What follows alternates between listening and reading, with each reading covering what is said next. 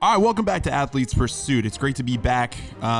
Today we got something really fun to talk about. I'm excited to get into this with you. This is going to be a programming review for a brand new tonal program that just dropped, just released. It's called 12 Weeks to Jack. This is the first time ever that we have strung together a 3-month program. So this is a big one. I'm excited to dive into this because even if you don't have a tonal, I think this is going to be a great example of understanding some concepts of periodization, how we can move a program along while staying focused, without overtraining, managing fatigue levels, still making progressions. And it's like these small tweaks that you make throughout your programming so that you can continue to make progress without burning out.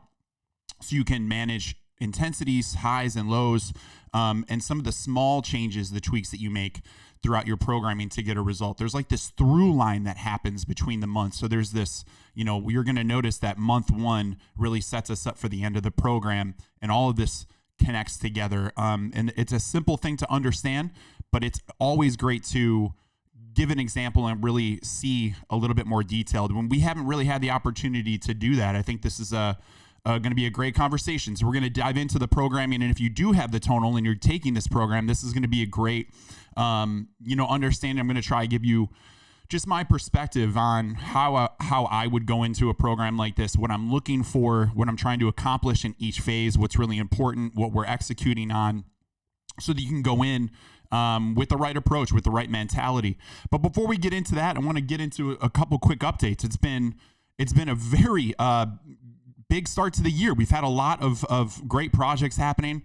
I was filming this program since the last episode. I was filming this program starting in like November. So we've been doing this live. It is a live program, by the way. We'll talk more about that. But we also dropped at the start of the year, we dropped a new Tonal 2. So we had a big launch party. We've had some media events, and we even did a pop-up that's still going on in Manhattan, where we're, for the first time ever, leading these group classes. So if you joined us, if you were able to come in and see us and meet the coaches, just know we love that, man. It's one of the best things about what we do is getting an opportunity to meet you guys and see the success you've had and just get to know more about you. It helps so much from a coaching perspective, because when we're on set, I always think about the people that I know.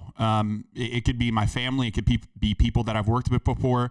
It's some of you that I've met where I've seen where you are in your life and maybe the things that you're challenged with, the things that you're going through, the questions that you have, the movements that you struggle with, the concepts that you're trying to understand. And it helps so much so that when we get on set, it gives you someone to really think about and talk to, so that we can move this community forward. That's always the goal with everything that we're doing. It's such a mission of mine, is just to move this community forward with education so that you can really control your training.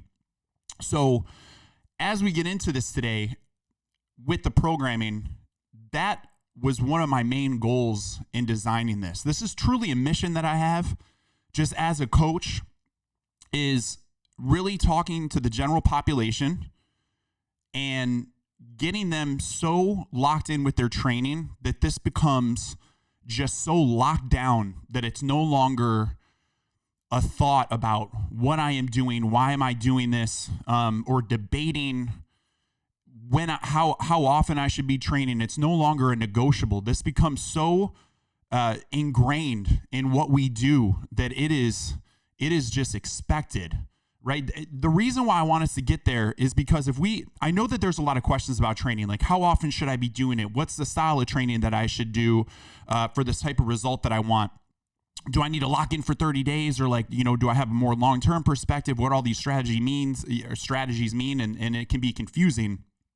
And I have been there, and this is about getting as clear as we can so that this is just so taken care of for you that you feel like you have mastered this. So you know that you're putting your energy into something, you're being efficient with your time, so that every time you step into the space in your training, you know that it is adding up to something. You know that you're building something, so that you feel purposeful, and you feel like when you get into this space, you know how to maximize the time so that you can then move on from it, and you can feel great about it, and you can move on to other areas of your life and do the exact same thing. That's always how I viewed training. I wanted to understand it so well and get a deep enough education of these principles that I could have a lot of clarity and confidence in the programming so that I could just put my head down and work.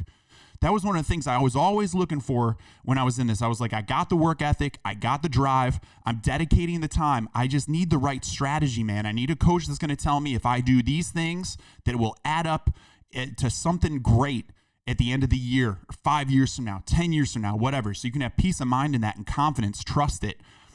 Because then we can do other things even better. You can be a more present parent. You can be more present to your partner. You can be better at your career. You can be more present there. You can take the same principles that we're learning here and carry them over into those aspects. Training is a massive part of my life, but as a reminder, it is not the only part. So I want to nail this down so that I can just do everything else to the highest level possible. So that said, I want to walk through the program itself. We'll start having a good time with the conversation and just kind of going into the detail a little bit more, on the principle side of things. And then we'll close this out with how I kind of approach a program like this, a little bit more of the intangibles, the mental toughness side, the nutrition aspect, how I'm managing stress management going into a program like this, because 3 months is a lot to dedicate. It's a good block of time. And so we want to make sure that we're doing all these things right. This is the type of program that if you can lock in on all fronts, and I mean your programming is taken care of so you can take care of the physical, and we'll talk about the intention of how to lift and what we're trying to get in the program. And as a reminder, I will be guiding you and working out with you for every single workout. So I'll always remind you as we go through the program in real time what we're trying to accomplish and what's important with how we're lifting, the tempos and things like that. But beyond that, it's going to be, about how we grow in this space too. So kind of lost my train of thought there, but let's get into the program itself. So 12 weeks to Jack. This is a 3-month progressive program. It's filmed in the live format. So I am with you every single step of the way. I'm doing this with you. You're going to go through 4 phases of development within this program. You're going to be following a 4-day split using a 3-day rolling split. So all that means is we have 3 points of focus. We have a chest and arm day, you have a lower body day, and then you have a shoulder and back day. And so within these days, you will repeat one of the days in that cycle. So it would be like chest and arms on day 1, then we go day 2 lower, then we go shoulders and back, and then we repeat chest and arms. And then the next week, we actually repeat lower body 2 times. So you're going to end up accumulating that volume as we go into it. A lot of this program, the importance of it is going to be about managing fatigue. So that's one of the biggest things that I've learned too. When you're training at a high level, we want to maximize the energy that we have, and it's kind of like a less is more approach. I'm not trying to overload the system. I'm not trying to do 2-a-days and just beat myself down. I'm looking to build myself up, understand the pockets of intensity where I can drive things in, where I can bring a little bit more higher energy, but then understand that if I do that, I also need days that offset that and bring in a lower intensity. Because if we don't do that over, you can get away with things over a 2-week, 4-week kind of run. But when we're talking about long-term, your central nervous system starts to get into consideration. Your fatigue levels are going to be a factor. You're going to get more tired and run down, and it will start to impact your sessions. So we have to be smart about that and understand what we're getting into. So high-level overview, phase 1, the first 4 weeks is going to be an accumulation phase. This is where we are building volume primarily. We're going to be high rep sets, lower intensity. Phase 2, we go into intensification, which is just the opposite. Lower repetitions, higher intensity, heavier weights. And we'll be able to do that without CNS breakdown since we're managing that volume. Phase 3, we go into hypertrophy focus. So it's a little bit back to a higher volume, but not as high as phase 1. We get in that sweet spot of like 6 to 12 where we start building a lot of muscle in that phase and hitting failure, muscle failure. In phase 4, it all leads up to a performance phase where we change the split up a little bit and we go high intensity days and low intensity days. You got high intensity 2 days, low intensity 2 days. So in the performance side of things, where we get into like peak power output. So that's the through line. All of this is really setting you up for that last phase. And when I build a program like this, the goals to me are generally always the same when it comes to an advanced program like this. I was designing this in a way that I like to train, and it's important to me, that I am building muscle. I want to be building muscle mass. I want to be improving strength, and I want to continue to build movement quality. I think movement quality is a massive priority, especially as we age, but just in general, it is a huge deal, because if I don't have the right range of motion, if I don't have access to my hips, if I don't have great ankle mobility, if I have restrictions in my overhead press and my shoulder mobility, it's going to impact my lifts and my ability to move through a full range of motion. So it's going to impact my sessions, but even more than that, it's going to impact my quality of life, because if I'm feeling like tight all over the place when I go on hikes or walks or vacations, whatever, etc., that's, it's not a great feeling. And when you have full access to your body, you just feel strong. And so this is always something that I integrate into my training. So those are always the priorities. And then managing fatigue is going to be a big deal. The reason why that has become such a big deal too is because when you're young, you can kind of run it a little bit differently, where I would do so much and you would just have all this energy that you seemingly, recover. You can kind of, it glosses over a little bit, but with age, it becomes much more noticeable that it will impact different areas of my life. And so when we talk about CNS fatigue, central nervous system fatigue, the reason why I keep hammering this is because there are signs of overreaching and overtraining and impact of the CNS that you may be feeling, but not even aware that it's happening. This is when you're lifting at a high intensity for too long, especially with like strength training, performance training, high impact type work, your nervous system gets impacted. And so you might even notice subtle signs in your training where the weights that used to be light, they feel heavier all of a sudden. Your reaction times are slower. You're not as like even quick-witted mentally, but also just your motor functions are just slower. You're just not moving at the same pace that you had. And then things like brain fog and a lack of appetite. These are things that are signs of overreaching or CNS fatigue. And so that bleeds into other areas of your life, as you can imagine, especially things like brain fog and ability to not even just think at the highest level and perform at your highest level mentally. So I don't want that to bleed over into things that we do. So now let's dive into each of these phases and talk a little bit more in detail. So phase 1 is an accumulation phase. This is going to be weeks 1 through 4. This is how we set up the entire program. This is how we get things started. It is the highest volume part of the entire program, and it's, again, by design. We're going to start in that 15 to 20 rep range for the first 1 to 2 weeks. So we're hitting high reps on this. You're still going at that 4-day split. And this is a foundational phase.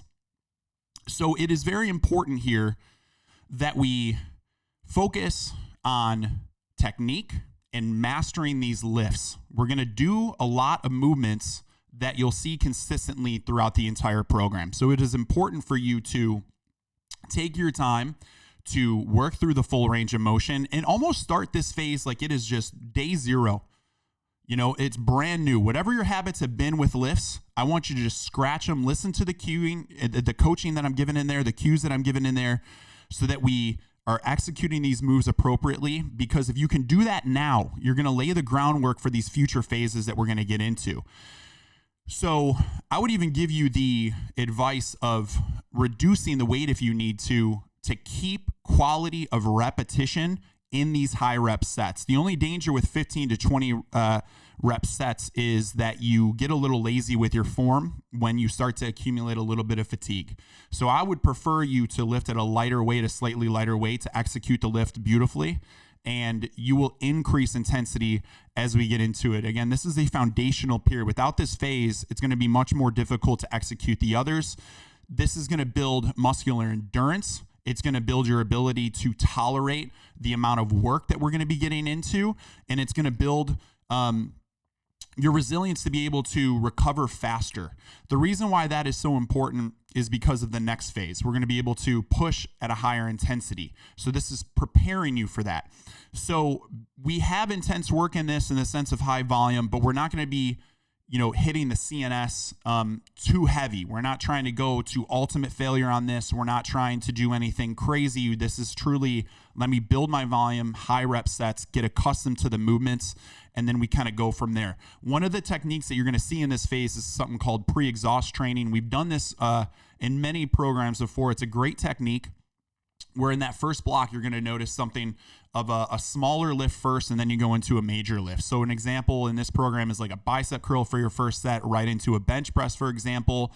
We have on the leg day is a RDL into a front squat. So the idea is, let me fatigue part of the muscle that we're about to get to work so that when I get into that major lift, I'm a little bit fatigued and I'm able to push a lighter weight, but keep kind of a higher intensity. It's also a great technique that if you're maxing out a lift, if we're kind of used to lifting, say 200 pounds on your front squat, but I don't want to put that kind of impact on the body. I don't want to lift 200 pounds, but I want to get the same type of benefit. Well, you can fatigue the muscle beforehand in like a goblet squat or like an RDL, then get into the major lift, and you're going to be lifting a lighter weight, reducing the intensity, but it's kind of easier on the joints, but you're going to get the benefit of lifting like that heavier weight. All right, so this is about creating that strong recovery base, or that strong base of work. And as we get into the next phase, this is where it sets up. You're going to be building like fatigue resistance in this phase to get you ready for phase 2. Phase 2 is going to be intensification. And you've heard me talk a lot about this in the community, where we go from like accumulation to intensification, accumulation to intensification. This is an example of like an overarching structure of, if I, of periodization of let me go high volume and then go into a lower volume. Because if I stay in high volume too long, you're just going to increase fatigue. If I stay in low volume too long, then I'm going to sacrifice endurance. So there's always benefit to having some type of a change up at a given point in time. The timing can always be different, but having these different shifts in your month with your volume is going to help you continue to grow and not plateau and get stagnant is really the reason for these change ups. But in the intensification phase, we only go 2 weeks. Now in this phase, we reduce the volume. So we're going to take the reps down. We're going to follow the same 4-day split, but the reps go down. We change up the movement subtly to focus more on like barbell type work. It's a little bit more strength focused, but the focus on the body is going to be very similar to phase 1. So the change kind of goes from a little bit more isolation work, I would say, in phase 1 to where we get into a little bit more of compound movements in phase 2, and the workload's going to go down. Now, this is where it's very important that we do this because we are building that volume in the first phase. So we have to match it now to, if we're not doing deloads, we need to be able to recover while still doing work. And we do that by managing the volume. This is fatigue management. We take it down, but we can increase the intensity of the lifts. I can increase my weight during these lifts. And one of the techniques that we're going to use is something called a cluster set. You're going to see that in that first block. A cluster set is basically a great way to drive intensity into your lifts and build volume without taxing the body, without just like bringing on fatigue. So an example of it is, we're going to stay in that kind of 6-8 rep window. Is I'll do a bench press first set for like 8 reps. I'll take a quick break, 15, 20 seconds, and then I go back in again for set number 2 at 8 reps. So I'm getting 16 repetitions, but I'm allowing myself to rest and recover between them so I can push a heavier weight and drive a higher intensity, versus a 16 rep set would just be obviously what we just did in that first phase. Is going to be a little bit more fatiguing on the body. So I'm able to drive that intensity in here. It's a great technique. We'll use it a lot during this phase. And we need to just manage that training volume. So you're going to have a little bit more rest between sets on this one too. This isn't meant to exhaust you. This is really meant to like build you up. The thing about this phase, the tempting part, is that you may be tempted to do a little bit more work. You may be tempted to do something outside of this and say, well, I feel pretty good, so let me add another session or a HIIT session or more cardio during the week. I encourage you to not do that. We're trying to really take all of our energy and focus it into here, and remembering that this is a long road. We still have, some more phases ahead of us. So manage that. And if you have this itch to do more, try and funnel and focus your energy into these movements versus spreading it out into other activities. Really be focused in this type of training as we go through these phases. This is a feel-good phase. I really enjoyed doing this one. And it's just good old heavy barbell movements, man. Bench presses, bent over rows. Then we get into like pushing, pulling, seated rows, chest flies, some mobility units, and then like bicep curls, skull crushers, things like that. So we're still building muscle during this phase 2, but we are building strength here. The next phase 3 of the program, is going to go into a little bit more focus on hypertrophy. So that's going to be week 7 through 10. This is a big phase on this one. This is going to introduce some new things.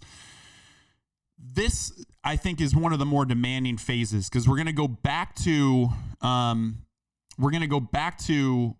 higher volume, but not as high as we did in the first phase. We're kind of in that sweet spot of hypertrophy where we're in like a 6 to 12 rep range. So you're building volume up. Some blocks we go into 4 sets. So you're building the volume up. We're going to focus a lot on mechanical tension. You're going back to the movements that are isolation focused and very similar to what we did in phase 1. However, there's a flip in some of the movements that we're doing in this phase. So going back to a 3-day rolling split, there's like that bonus day, right? Where we repeat the chest and arms and then like twice in a week. And then the next week is we repeat lower body twice. That's how we're building that volume. When we're in those weeks where we repeat a movement, it's like a little bonus workout. So where the movements change. So you have your chest and arm day on that first phase. If you repeat it, the chest and arm day the second time is a different sequence. It's going to be very similar, but it's some different movements. That bonus day now becomes the main day on this phase. So we kind of flip them around. So now your bonus day in phase 3 is going to be what you were really hammering in phase 1. So this is where we, have consistency, but there's a small degree of change in what we're hitting, but we're still going to keep, again, the focus the same. We're still hitting the same muscle groups. We're just doing them in a slightly different, in a different way. But the sequencing is going to be very, very similar. So now in this one, still doing 4 days a week,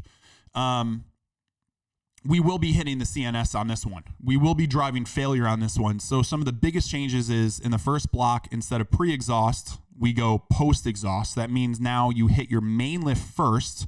So with your most energy, you're going to hit that main lift, and then you're going to exhaust it with a lower risk exercise. So it'd be like a wide grip bench press, main lift, and then into the barbell, the barbell bicep curl. So you're going to have those kind of changes in that first block. Then the rest of the day is going to be pretty similar, but we end with drop sets. And this is a new feature that, we've done. Akeem just dropped a program where we're working on drop sets. And aside from that, this is the first time that I think we're incorporating drop sets into a program. And I got very familiar with it because, again, I'm filming real time. So I'm doing this stuff with you. There's no, there's no joke about like the weight that we're lifting in this, and you are hitting absolute muscle failure. Drop sets on Tonal is a different monster. It is going to drop your weight based off of velocity. And so if your weight is calibrated appropriately, which we talk about in this program, I set you up all the time, you will be within 2 reps of failure the entire set. And, you can't replicate that anywhere. I've never felt something like this because in the gym, you're stripping weight or you're like changing your dumbbells out. So there's, just inherent rest when you're switching the stuff up.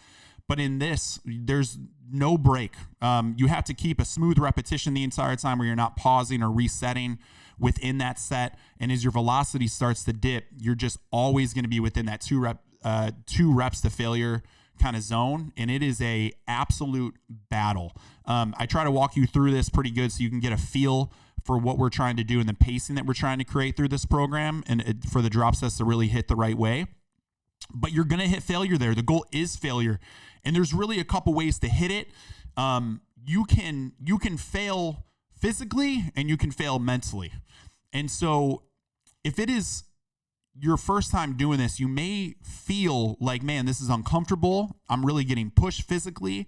And then the mind might say, let me turn this weight off. I need to recover. This is too much. It's kind of a mental failure. And we're looking to overcome that, where I'm trying to get you to a spot where the mind becomes so strong that it's the body that gives out before your willingness to quit. Of course, we want to keep great form during these sets. So if you feel like form is starting to break down, we can always stop the set. But this is such an important part of the training to me, because this is really testing your mental reserve and resolve right here. Because if we can build ourselves up physically, which we have been to this point throughout the entire program, we've been hammering these movements. We've been really consistent. We should have form locked down at this point, that we can get to that spot where we are pushing to hit failure. We're keeping the mind so locked in that I'm letting the body fail and knowing how to do it safely, because we're failing within good form. And that's the thing about appropriate failure when you're lifting, is that it's not just failure if I'm trying to compensate and sway my body to do all this crazy stuff to get this weight in. It's failing within the lines of the movement.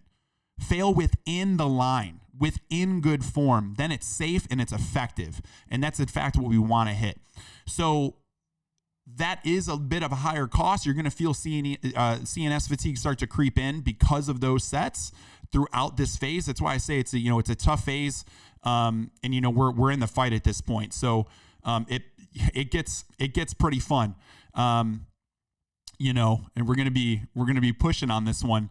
But this is where we're starting to get towards the end of the program. So we're starting to increase that intensity. But this is why also, going back to phase 1, it's so important to stay with the pacing and build that volume and get your form right and get your body right in that first phase, to build the tolerance for volume, and then the strength in phase 2, so that we are really well positioned to dominate phase 3. All that said, we move into phase 3 to get us ready for what I think is such a fun phase and a way to close out this program, which is performance work. This is a huge deal for me. I love this because it's fun. It's explosive. It's a great way to build speed. As we get older too, I do not want to lose my ability to produce power. If we don't work on it, power generation does start to decline. Our ability to be explosive and jump and those types of things, they start to decline if we're not working on them. And I just come from the place too of building muscle is great, but if I'm not able to move, if I don't have good control of my body, if I don't have great mobility, if I don't have strong balance, if I'm not able to be and maintain some level of athleticism, I just look at the muscle we're building and it just feels like, what's the point? I want to be able to turn this into something functional, right? I want to be able to be, big and strong, but also fast and mobile at the same time. It's a bad trade-off to just build muscle, but lose your ability to move and move well, and move pain-free, and to not be able to access, just kind of that, that part of what you can do, man. It's a massive thing to me. Plus it feels great. This phase of training just feels really good. So phase 4, we get into performance work, and this is going to be your last 2 weeks of the program. This, we start to change the split up a little bit. We're still going to be working a 4-day-a-week split, but this is going to move to high intensity days and low intensity days. And the reason why we do this is exactly what we've been talking about. It's about managing the CNS, about managing fatigue so that I don't just get burned out. It would be very easy to just say, let me have 4 days a week where we just go contrast sets and plyometrics. Because on the high intensity days, that's what we're doing.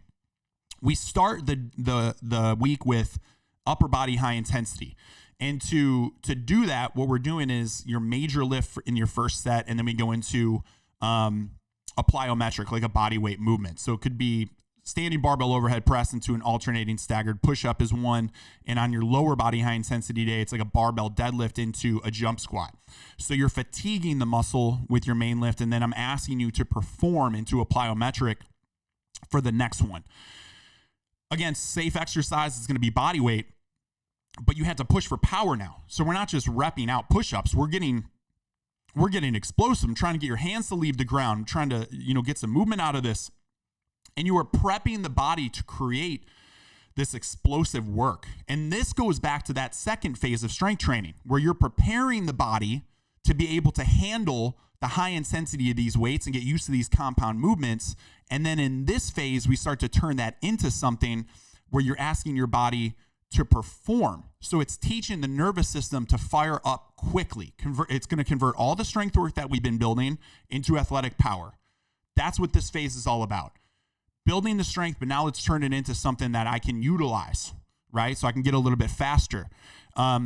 So with the high intensity days, we're going to have those contrast sets, and you're going to be moving a little bit quicker. There's still time to recover where we have mobility, movements kind of baked into this, where you're going to work on still your range of motion. There's things like rotational chops. So you're going to be focused on generating power from like the ground up. This is a very important part of this phase, is learning how to generate power from the floor. That's what athletes do.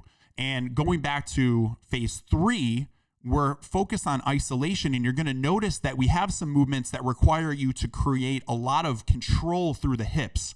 Half kneeling vertical push pull as a great example. You keep your hips so squared up and you're able to punch and pull at the same time while staying centered. That is teaching your body to be able to create a like efficient pathway to transfer power throughout the body. Because if my hips weren't squared up, if I wasn't able to create a strong base for myself, it's like an energy leak would be happening. And so when we get into this phase, once we've mastered that, now I'm able to take power, like in the rotational chop, from the floor into my hips, into the rotation to help with the upper body. So I'm transferring energy down from the legs all the way up to the upper body. And so some of these movements you'll notice will be upper body focus, but use the legs to generate the power. So in the chop, for example, I need to get my hips turned so fast and from the floor that I'm getting assistance on the rope coming through with my arms. It's not just me muscling up through the upper body. This is how we generate that athletic power. That's what great athletes do. So with fatigue management, though, if I'm asking you to perform on these high intensity days, well, then it needs to be matched with the low. Otherwise, we're just going to be burning out. So once we do upper body high intensity, we go lower body low intensity. And the only difference there is that, we're still going to be focused on these compound movements, but we are just getting rid of the contrast sets and the plyometrics. So it's a slower paced day. It will feel good. The reps are a little bit lower, so you shouldn't be taxed. And that's the entire point. It's the entire point. So you're still putting a lot of energy into this, but remember that this is about building, but keeping your energy in check so that when you get back to the high intensity day, you can perform at your highest level. That's what it is. So after your lower body low intensity, you go upper body low intensity. Same idea. A lot of strength work, controlled movement, not contrast sets, learning how to stabilize. Even, things like bird dog with row are great because we're getting great core control. We're keeping everything in balance. And I will be asking you to do movements in here that test your balance. And understand that is by design, man. I think it's people gloss over these types of movements. There are certain things that I think people skip over, but I find them to be so incredibly important to focus on because they're the little details that people just miss. And that's the type of thing that if you neglect for too long, it will show up in parts of your life. And I'm not trying to walk around this earth not feeling my best, man. So this is just stuff that we're going to be doing. And then there's some drop sets on these too. So this is going to be a tough phase. But God, it's fun. So in this phase, because it's 2 weeks, I like to see that first week is like, I'm going to go all out. I'm going to have a great time with this. I'm going to be testing myself because, again, we've been training for a while. But it's also a time to get familiar with the movements since it's your first time doing it. So it's like, let's figure this out. And sometimes I work in my head in like an RPE range, right? The rate of perceived exertion. When I'm in a new part of the program, I think about in my head, I'm like, let's work at like an RPE of maybe a 7 or an 8. So I'm working really hard. I'm trying to give my best effort, but I know it's not 100% of what I have because I have another week left. In that last week, I'm going all out. I'm going to RPE 9 or 10, right? I'm just emptying the tank because this is it. We go into that last phase. And that last week is really, you could consider it like a peak week. We should be feeling our absolute best. We should be absolutely dominant at this point. And you're familiar with the movements. You've built such a foundation at this point that you can just take it to that next level and really go all out. So that is the entire program. That's what we're doing from a high level. The drop sets are going to be a challenge. There's some challenging movements in this. I am working out with you the entire way through. And when I was filming this, I'm always trying to take you guys to another level, and I'm trying to like convey the stuff that I've learned in my own training too, the things that have helped me. And when I think about the programs that we've done in the past that I've created, there's, it's in a point in time where we've had like beginner programs, intermediate, and we've had advanced, but we've never had the opportunity to really coach you through an entire sequence like this. And I thought it was important to change how I like speak to you while we go in. The same way that I would talk to a client that I'm working with, that I've worked with for a long time. The first month when I'm working with you, it's going to be more, let's break down the movement patterns. Let's talk about the basics. Let's master these movements. Let's work on the hinge. Let's figure out the right way to squat. Let's figure out the right form for the bench press. But at some point, the conversation has to evolve. It has to elevate, right? So I'm not going to be talking to you about the same. We should have it locked down. We're always going to be paying attention to form, but hey, we've been doing this for a long time. The bench should be feeling great. We have this down. So now let's talk about how I can change my performance. Can we talk about some other things? And so it kind of evolves into, I say in the program, like I'm your training partner. At this point, I'm working out with you. Once we get to like the halfway point in this program where I'm like, I need you to push me. I want to work out with you. Like I'm here pushing myself. And that was when you get to that level where you're with training partners now and you're with someone that's performing at a higher level than you and you can see what they're capable of, that always helped me reach that next level. But then, vice versa, something else happens where like maybe I'm having a low day and you're having a high day. Well, I need you to pick me up. We got to have that energy exchange. So it's stepping into, and these are kind of like the intangibles now that we're getting into with this program, like the things that I kind of focus on, is like going from an amateur to a professional. And when I say that, I don't mean in a derogatory way. There's a great book called The War of Art, and it talks about this, like the mentality of an amateur versus a professional. And we're all amateurs in all these different aspects of our life. It's kind of more of a mentality that I catch myself in. Even, to this day when I'm lifting, I'm like, I'm approaching this a little bit more from an amateur perspective. Let's be professional. And what I mean by that is, the amateur, generally speaking, tends to have a more emotional viewpoint over these things, relies on feelings and just emotion of like, I don't feel it today. I don't know if I have it today, or like, I feel tired today, things like that, or I failed today. This is something I really take too heavy. A professional looks much more objective, is like these days are binary. I'm 4 days locked in. It's on the calendar. It's not even a thought. The execution, regardless of how I pay attention to how I feel, but I know the work that I have to do. And if I'm managing my systems correctly, then I know that I should be able to perform in this way. It's much more objective. You can kind of separate self from the program, is how I look at that. So that's really where we're getting at where I'm coaching with you, is like, let's elevate this into just a professional mindset. Because again, I want you guys to get to a spot where this is so locked down for you that we can continue to just carry this into other aspects of our life. So summarizing this program, you're going to see how we avoid plateaus by cycling these intensities and managing volume from highs and lows, and managing fatigue, balancing the CNS stress, preventing burnout as we go through these phases, and how each phase is really setting you up for the next. It's kind of like telling a story, and while each phase is different, there's a through line between all of them that connects it. So you're going to feel like that first day is setting you up into that last day, and that's the entire goal with this. And you get enough consistency where you're hammering these movements, but there's just enough variety that you're not being stagnant. That's the whole idea. So approaching a program like this, going back to the intangibles, these are the things that are outside of the programming. Like, how do you approach a program? Like, you got 3 months of work. That's a long time to dedicate. Maybe going into it, you look at it and you're like, I don't know if I got 3 months time to do this kind of thing. And, the first thing I'm going to tell you is, with that type of perspective too, is of course you do.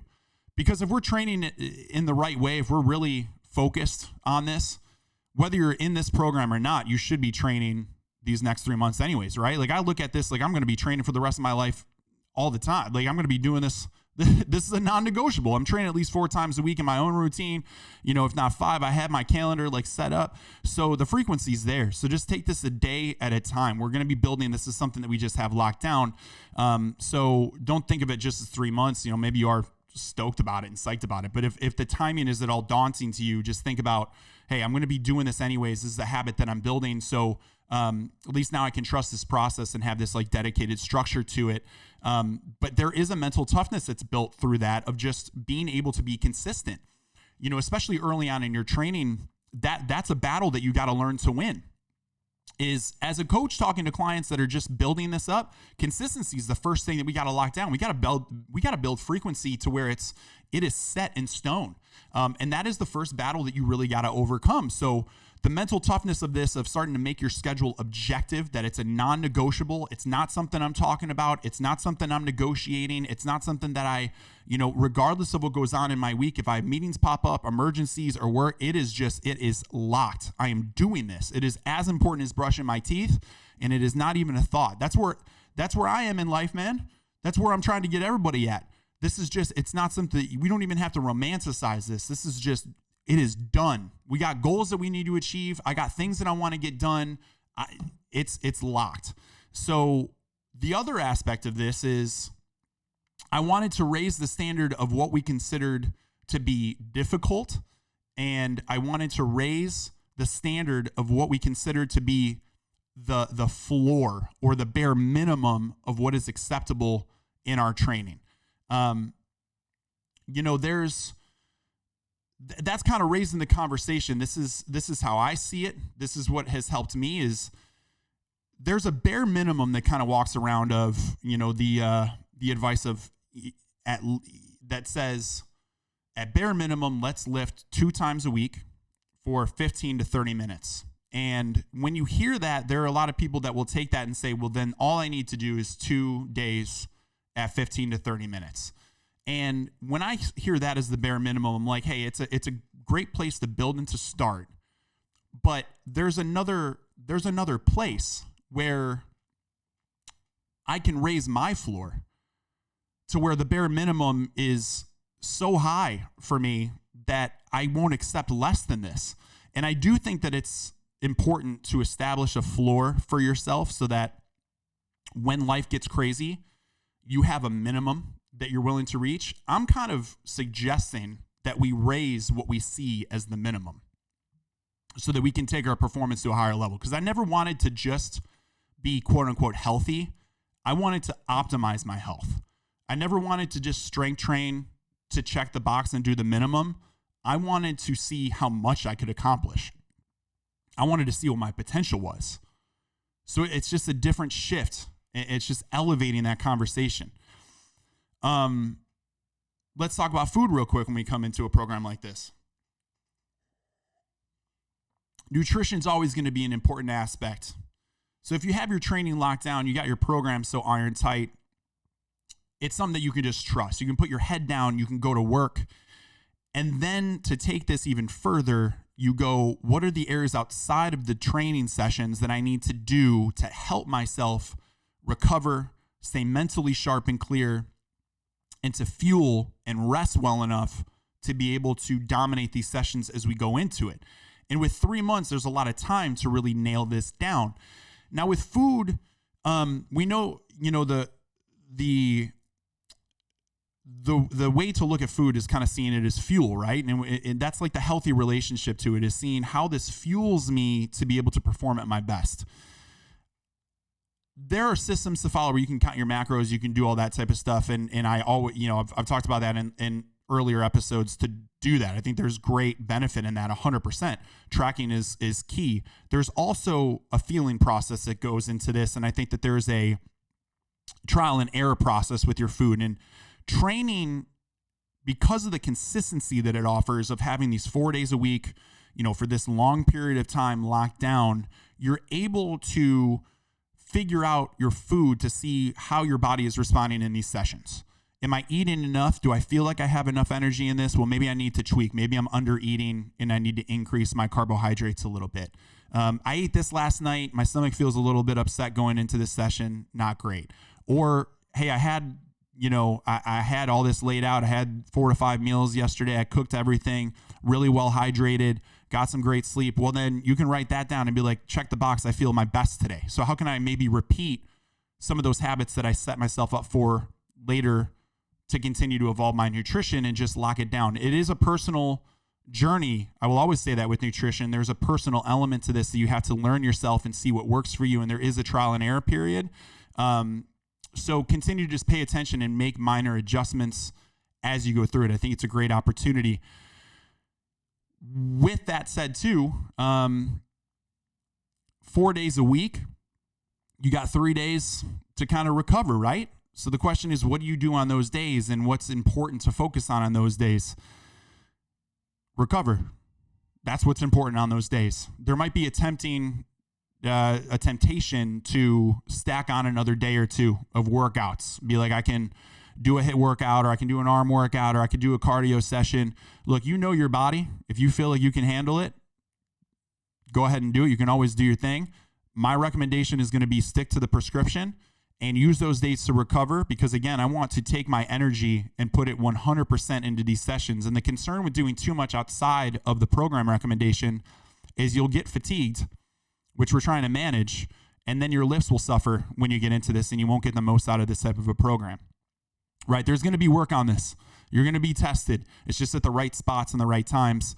The other thing with your food and with recovery and how you're doing with this is now you have this compound effect happening. You have 3 months to work. So, your weekends are going to play a role in this, your evenings and how you're spending time. This will all start to impact what you're doing. And if we're looking at this from a professional perspective, well, then every day matters, and everything that you're eating kind of can matter, and how you're resting matters, and your routines matter, and your habits matter, and what you're feeding into your mind matters and will impact these sessions. And it's a great way to hone in. So, one of the areas that people struggle with is the weekends. I like to say win your weekend, because, there was a point in my life too where weekends became, let me let loose. Let me go drink. Let me eat whatever I want. And then I can kind of recover again on Sunday, get back into the routine on Monday. That's a separator, is the weekend. Can you stay a little tighter on the weekend? Can you still stay clean? You can still, you can always eat foods that you enjoy. You can just do it in a clean way. Cook a little bit more at home. Eat the foods that really feel well. See how many days you can string together where you're really locked in. And, it's kind of a challenge with this program. Is like, we can go about it a little bit passively, but if you want to really lock in, man, then ironclad your weekends. Create the habits where you're meditating, you're working on yoga, you're staying hydrated. I want you to get the most out of this program. And if you can continue to stay and keep momentum into your weekend and reduce the alcohol intake, reduce your environmental stress, even work on, self-development through this. There's other benefits that can come from a program like this. And I think you'll get a lot from it. That's something when I'm in my own programs, when I'm lifting for myself, it's something that I challenge myself to do sometimes. And so taking a step back, look, there's seasons of life. I'll go through different seasons where I'm kind of in maintenance mode, been working really hard for a good period of time. And let's say I'm going to take 2 months to be a little bit looser, where I'm not paying as much attention with my food. I'm not being as ironclad with it, if you will. Let's just say I go to an 80-20 versus a 90-10 type thing where I'm clean, right? And that's great. There can be benefit where your mental health, I'm a little bit looser, all good. But then I also go through phases where I'm I really want to lock in. The competitiveness comes in. I want to see what I'm capable of. And I encourage you to do that for just a period of time. See what you are able to do when you're locked in on all fronts. You got your program in ready. You can trust this process. Keep your head down. I'm going to guide you through the entire thing. We're training through this thing together. Work on your food. Make a dedication to it. Learn to personalize it. Create a healthy relationship to it. It is fuel. It is something to fire you up so you can perform better in these sessions. Find ways to eat foods you like in a very clean and healthy way. Cook a little bit more. Find your rhythm with it the same way you do with training. No one eats the same. Just follow, again, good principles when it comes to that. Master the mental side of this. Mental stress can have an impact on how we perform, how we recover. So a little bit more attention to yoga and stillness and meditation to allow yourself to recover too, and keeping peace, in your own head so that you can really execute this. Think the same way that an NFL, athlete does, going into the season, right? What they do on weekends and during the week, it's all going to impact how you perform on a Sunday, and you can kind of have the same approach. It's a little bit fun to get that competitive with yourself and see where you can go. And that'll be the game, man. I think that's pretty good. So I hope you enjoy the program. I had a lot of fun filming this. I like being in the trenches with you guys. I really do. I think it's better from a coach perspective, to kind of walk you through what I'm feeling as we go through it together. Feeling the fatigue at the same moments, feeling the difficult stretches, and really talking through that. This program tested me too. I mean, as we're filming it, we're really going through the work. So like, I'm getting tested at the same time. Not all of this is going to be pretty. That's kind of the other aspect of this. When I'm training, I'm not trying to look, pretty, man. We're trying to get some stuff done. It's going to be a battle in there. But the point is, it's about coming out the other side and being stronger from the other side, being a little bit smarter, being a little bit more in tune with your body, and understanding what you're capable of. So, I hope that this, takes you to that next level and gets you excited and fired up about your training, so that we can continue to grow together, and get stronger together. And as you guys are in this, support each other. I'm excited to see you all go through this. And one of the most important things to me is the community that we create while we go through these types of programs. I really believe this, that no one gets in great shape by themselves. This is a team path, and something that we all need each other to help each other through, because life gets difficult. These programs get difficult. We go through things, and you got to have community support, because people are going through similar type stuff. And the more that we can support one another, the better we all are going to be as individuals too. So keep that in mind. Keep working hard, man. And yeah, much more to come. We'll see you guys out there.